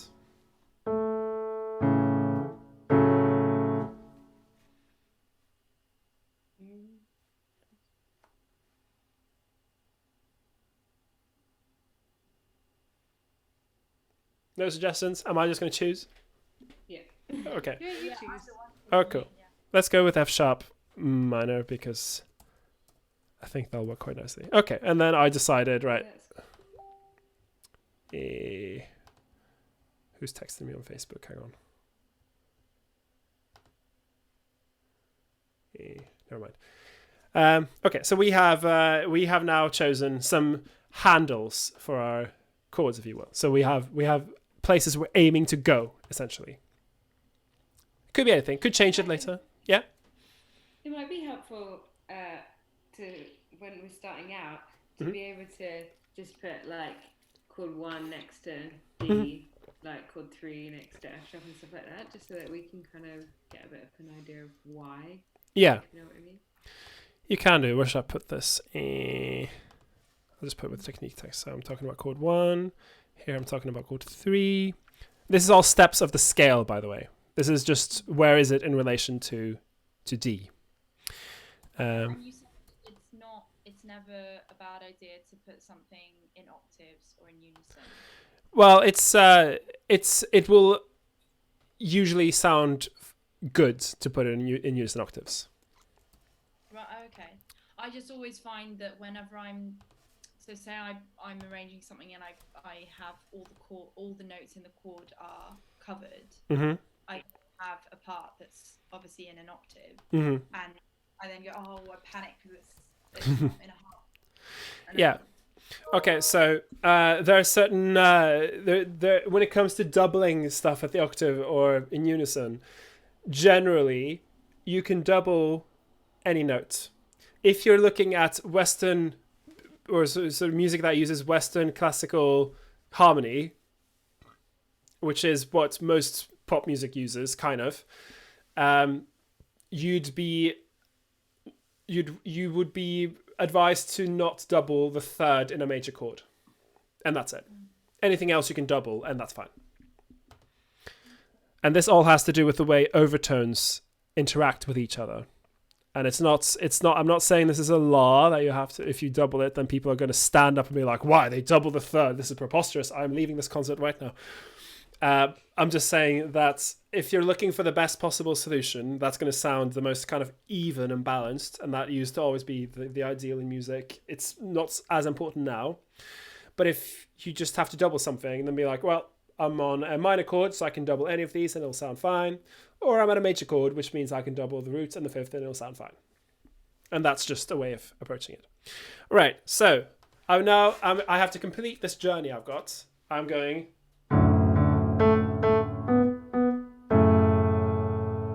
So I have to find a way to get to that F sharp minor. Okay, so what options do I have when I'm moving from one chord to the other? Well, you could just move. You don't have to do anything. You could just go twinkle, twinkle, little star. And then I wonder what you So we have to find also where we're going on this note here. So, and again, this is where you're designing a harmonic journey, which you can be, again, extremely clever with, or you could take it very easily. I think just for now, because I want us to talk a bit about where you put the voice parts as well, I might just fill these in quickly. So I'll imagine if we're in an F sharp here, I'll probably want to end up on something like a G there. And here we're on a B, which means that... so I'll just, again, arranging... I mean, apart from just having the theoretical knowledge and working stuff out that way, it's also about trying stuff out. So I'll be like, twinkle, twinkle, twinkle, little star, how I wonder what you are. And then I'll have to decide, okay, am I happy with that, or do I need to put more chords in? And what do you guys think?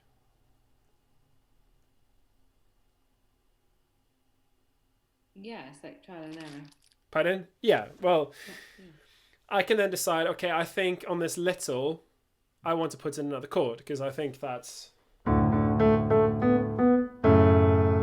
isn't set up enough for me. I want something so I could do... That's a very simple way of moving up. I could use what we call... does that work here, by the way? Let me just quickly... I could use a secondary dominant. It's going to sound a bit spicy here.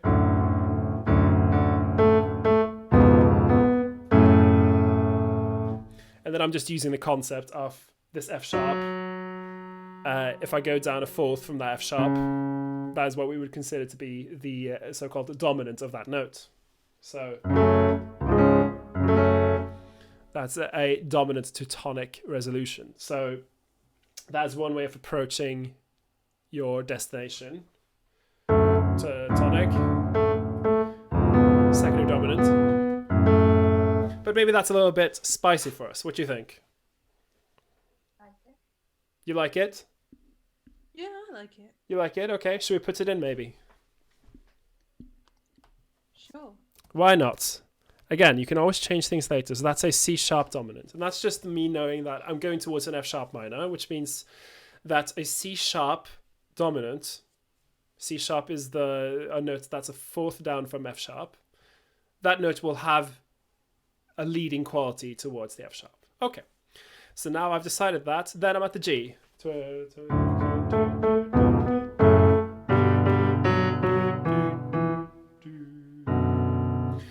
Again, are we happy with this journey, or should we put something else in?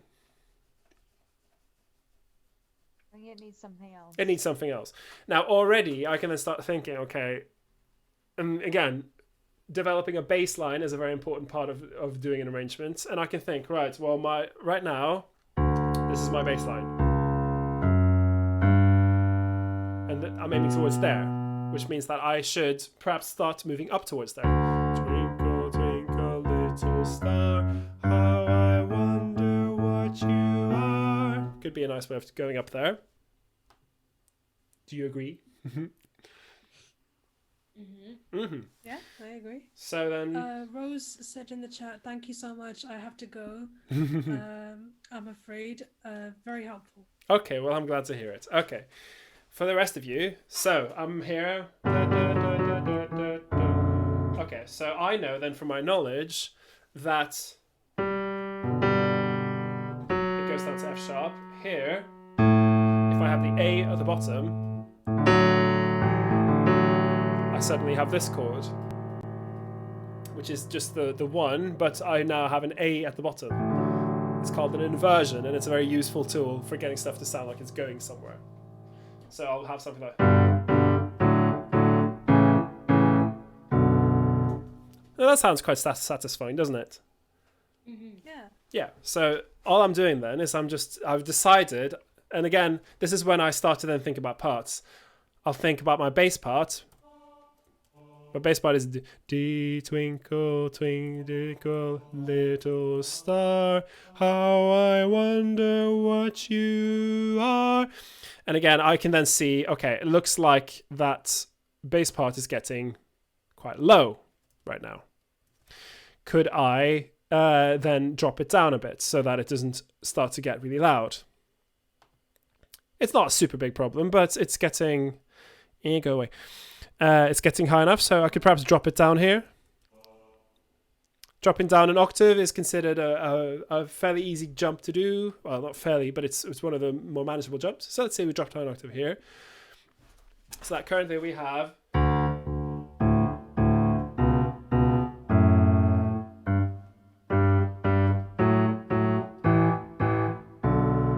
That's just me playing them together like this. That might not be the way I choose to do it in the end, but it's one way of approaching it. Okay, let's look at the next bit. So we're here. Above the world so high. And what's the chord I chose? A. Above the world so high. And we're there. Above the world so high. Okay, so then I need to decide, right, I'm going up there and down there. And I need to somehow end up on this A to get to the chord I want to get to. Okay, well, how do I approach it then? That's one way of doing it. It's a very simple way of approaching it.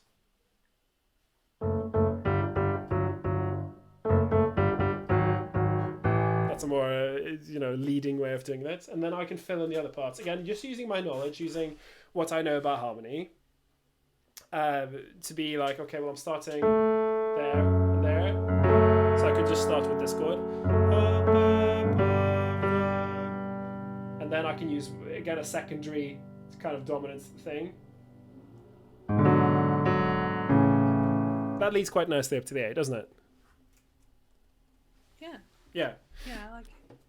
So I'll just stick that in the text there so you can see. Again, I'll just be filling I think we still have time. Again, that's a lot of this just comes from like reading up about functional harmony. Functional harmony will get you a long way when it comes to choosing what kind of harmony you want to use. So let's consider this. And again, for this passing chord with a G sharp in the bottom, I then know that what I'm actually doing is I'm doing that kind of movement, where again I'm taking the A, going down a fourth, and doing a tonic to dominant to tonic resolution. But again, it's with a different note in the bass. That's just again comes from having looked at loads of functional harmonies. I'll know that what I'm looking at is essentially E7 over a G sharp, because I was thinking about the bass line. Up above the world so high, because that's a really satisfying thing to sing for the basses. Do you recommend a functional harmony book that you use mainly, or is it just kind of like lots of different resources? I can't think of one just off the top of my head. I need to look into it. Okay. Let me get back to you about this. Yeah. Again, it's a thing. If any of you have studied in university, you would have been asked to do a bar chorale, and a bar chorale is essentially just an exercise in how to do functional harmony, because it's all about functional harmony. But anyway, let's fill in the rest of this. So up above the world so high, and then I got the same thing like a diamond in the sky. So then I think, okay, how do I get there? Up something. Up above the. I'm again inclined to this. Something like that. So, or even, but that could perhaps sound a bit weak. It's good. Just again, if I use my knowledge working backwards, I'll be like, well, I should be here, maybe. Some of that. So.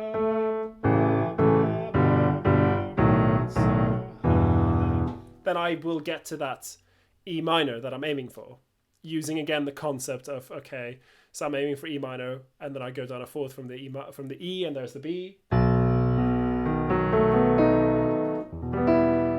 Which, if you've ever listened to Beethoven, he always does that.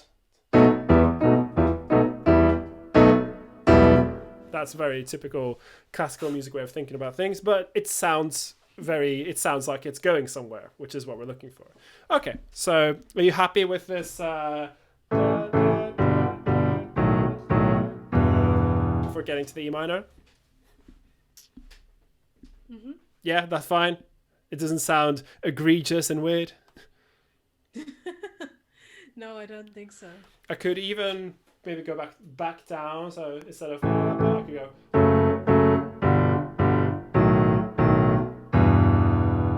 Just to not have the same chord as the preceding bar. That's another way of doing it. Maybe I'll do that because it creates more variety in the harmony. So F sharp minor, G, and then B7, which is our secondary dominant, going to the 2. And then we haven't decided on the harmony here, but and then little star. We could just use exactly the same thing we did in the beginning. Repetition is a really useful tool when you're doing any kind of musical stuff. So we'll just go in the sky, twinkle, twinkle, star. And that way, it's come full circle. So, and also we don't have to then invent another clever chord progression. We'll just copy what we had before. Boom. And we can largely do the same thing. I didn't write in the rest here, but that's D over A and then A. Could just do that again.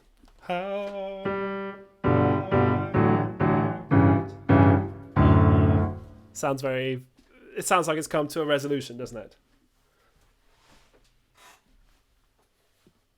You can tell me if not, if you find that this is sounding... It does. It does sound, Yeah. sound like that.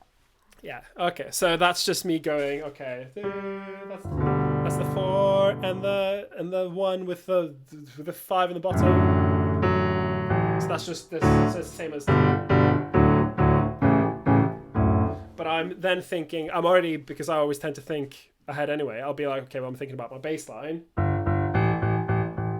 That's a easy bass line to sing. So I'm just thinking G, D, A, and then D to finish. That's just one way that I will develop a chord progression. And I'm thinking, but I'm thinking in terms of like theoretical stuff. I'll try stuff out on the keyboard and work it out from there. Okay, but that doesn't give us parts necessarily. But what it does do is it gives us something akin to a bass line. So I'll just write in what I have here. Do do do do do do do do do do do do do do do. Already here, I've just developed a bass line just by filling in the bottom notes in the chords that I chose. So that already gave me a lot of the chords. So, and I can't play you the music because Zoom doesn't pick up on it, but I'll play it for you. So, from the start, just using the bass and the melody I have, it's twinkle, twinkle, little star.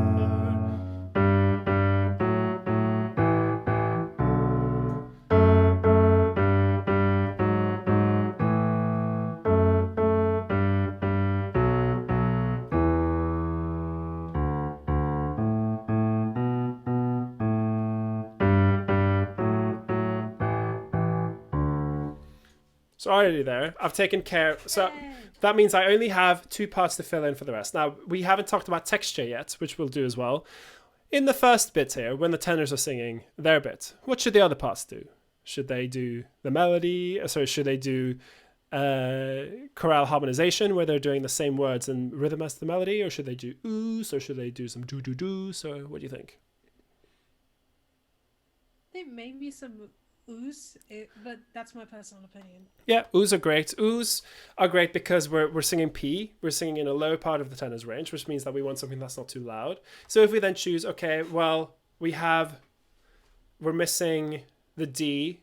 We're missing in this chord, we're missing F sharp and A. Okay, let's put those in. So because we're putting everything, let's just put it maybe here. there. That should still be in a range where both sopranos and altos are able to sing fairly quietly. That's okay, so they're oohing there.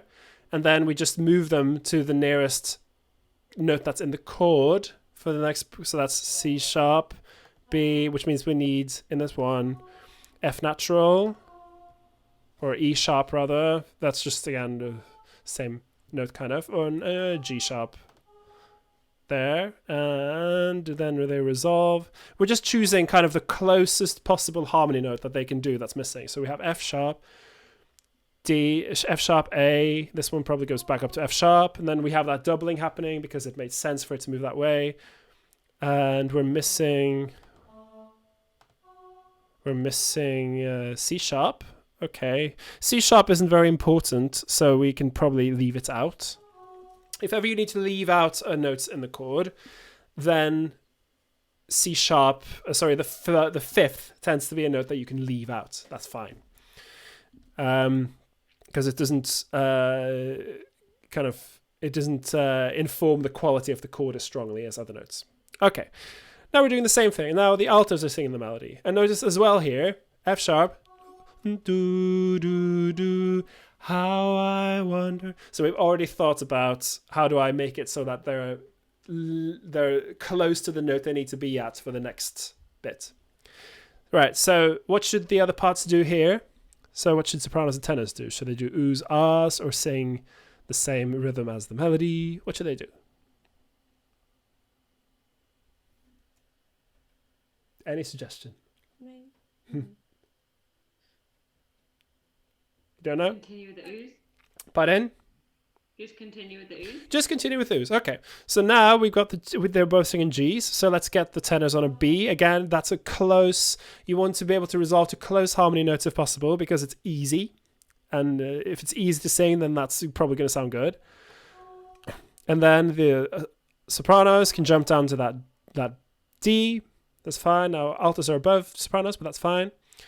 And they can just stay there for this next chord, and the tenors can go down to the A here, A, F, sharp, and D. So you have a D triad with everyone moving as little as possible.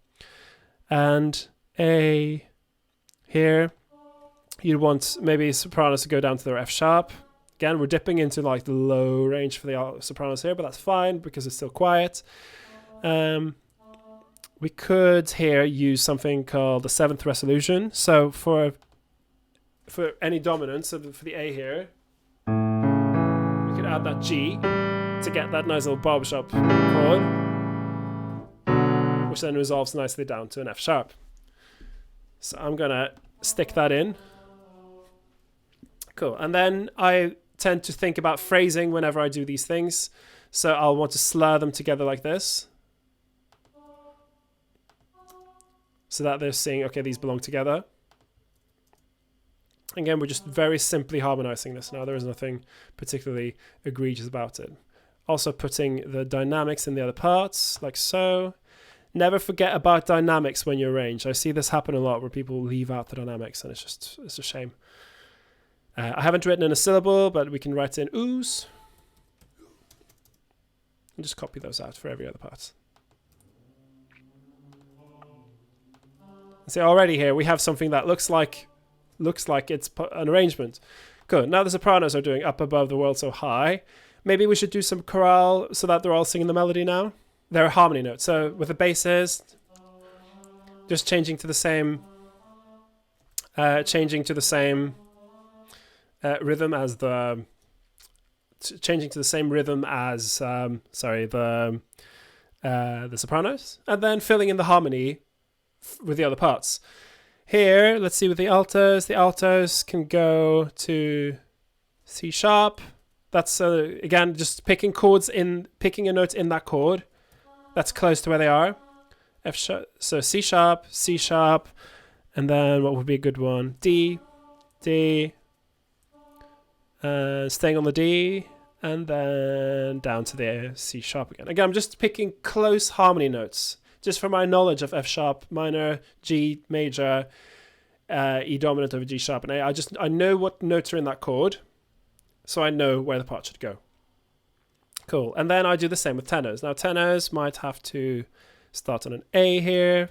So that I'm just checking to see what notes are missing and what I should fill in. There. And then for the next one, I want them up on a B because no one's singing that note in the G chord. And they can stay on the B for the E7. And down to an A again. Again, not doubling the third on that major chord, just doubling the root. And then I can just copy the lyrics and stick them on the other parts. And now for the next bit, I could also maybe start sticking in some crescendos because we're going a bit louder towards the end of each section like this. So stick in some crescendos, like so. That's just from knowing the software. Now, I decided earlier that I was going to put the sopranos above the altos. So the altos are singing the melody, but the sopranos are harmonizing above. And then I can just do that easily. I can also just copy this line exactly up to the soprano part like this and just move notes around. I tend to do this because it saves time. So for F sharp minor, I want them up on C sharp and what's the next one? G. Okay, let's have them harmonized in thirds maybe. Oh, you'll be able to listen to this afterwards, by the way. Going down. Again, they're just descending in thirds. Always staying on a harmony note that's in the chord. So no black magic and leading nicely. So again, because it's loud here, I'll want to have the tenors in a loud range. So I can have them jump up to an F sharp here. It's a bit of a jump, but that's me knowing. If I know that my choir can do that, then that's fine. I mean, I could even just stick them on that C sharp here and then maybe have them go against. It's nice to have what we call contrary motion, which is where the parts move in opposite directions. So maybe I'll have them move up, have them move up on this diamond to a G. So they're moving against the altos and sopranos who are moving down. Contrary motion, so parts moving in different directions. It sounds very satisfying. And then I get this thing where I can then have them go up a semitone to sing the third of that B chord. And that leads nicely up to that B. Again, I'm just creating a line. Like a diamond in the sky. So you get this really satisfying semitone going up. And just fill in. What have I done to the... Oh yeah, I know what I've done. Sorry, I put the lyrics in the wrong place. Move up here. Sorry if this is just me. I'm just zooming through it here because I see we're kind of slowly running out of time. And I can probably talk a bit more about stuff like how to design the harmony in another video. Right now, I'm just kind of showing you very quickly so we get it done before time. And then I'm just having, again, these guys just staying on the bottom note. Like so. And finally, the last two phrases. What should we do here? Now we've had them go really loud and now we want them to go quiet again. So what do we do with the other parts? Maybe we could go back to like an R or an U for the first part of Twinkle Twinkle Little Star, and then everyone can join in at the end. So that kind of how I wonder what you are. Very good. Okay.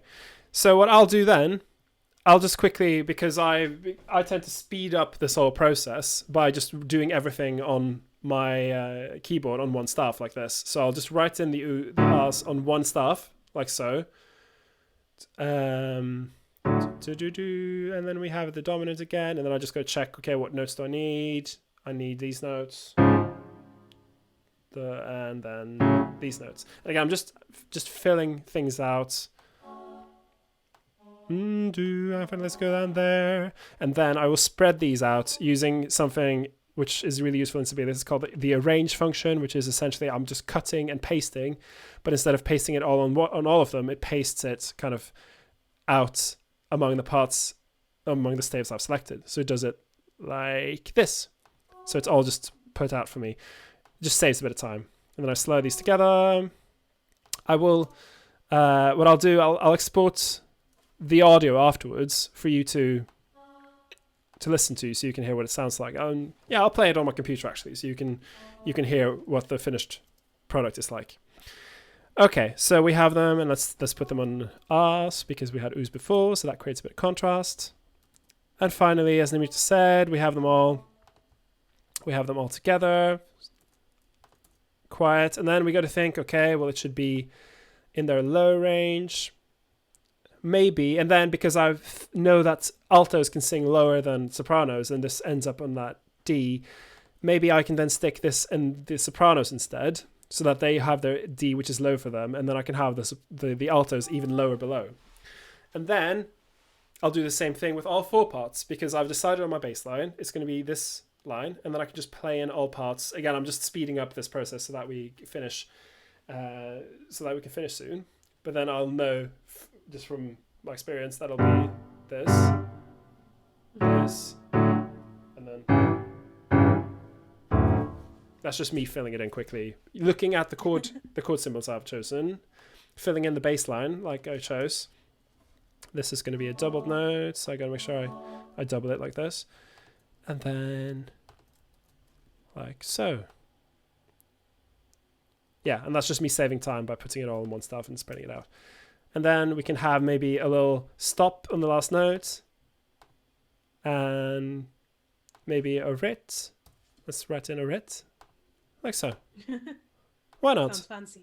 Yeah, but it's just slowing down towards the end. There's nothing fancy about it. Cool. Okay, that's my whole arrangement done. Boom. Now, I can export this so you can hear it. So normally you'd be hearing this coming out of your speakers while you're arranging. I'll export it so you can hear. Let's see. So I got to stick it. Yes, there. Okay. Export. Playback.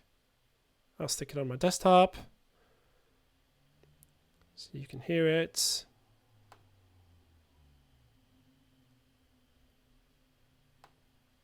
And I'll share it with you. So just a question, if I do this,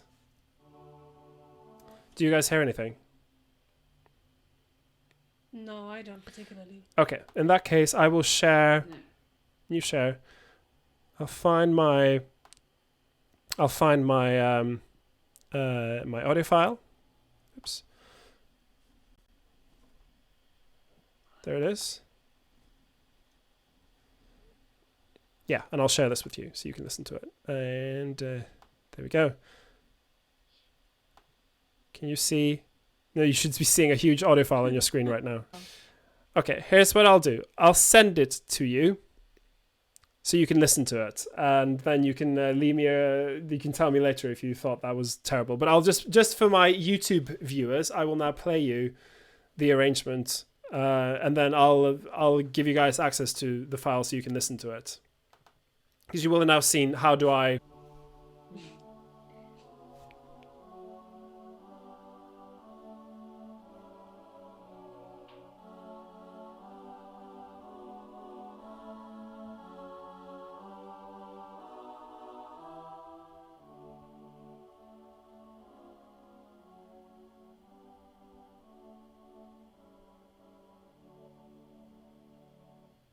So for anyone on YouTube now, you will have heard this. I noticed that I didn't resolve one of my notes here. And this is also important. You've got to listen to what you're doing, of course, because I noticed that I didn't resolve this one note. So it sounded a bit weird. But then I just fixed that like this. Okay, guys, I will send you this file so you can listen to what it sounds like. And I'll also make the little notes I made available so you can have a look at them in your own time. But yeah, do you have any questions? No, that was really... And I'll be, if you guys want me to cover anything in particular, then you can post it on the Facebook group, and I'll try and cover it. I'll probably ask people to bring some stuff that we can work on together, and I'll figure out a way of having, Zoom actually play the audio so you can hear properly what's happening. But yeah, I'll send you this file so you can hear it. But yeah. Anyway, guys, thanks for joining me. And I'm very happy that I didn't do it on my own. So it's very good to Thank you. have you. Thank you very much. Your time. Thank you Oh, so no much. problem. No problem. And I might see you guys for the rehearsal afterwards. Yeah. Yeah, definitely. Okay. I'll see you there. Okay. Well, I'm going to end my stream here, and I'll see you guys soon. Bye. Bye. See you soon. See you soon. Bye.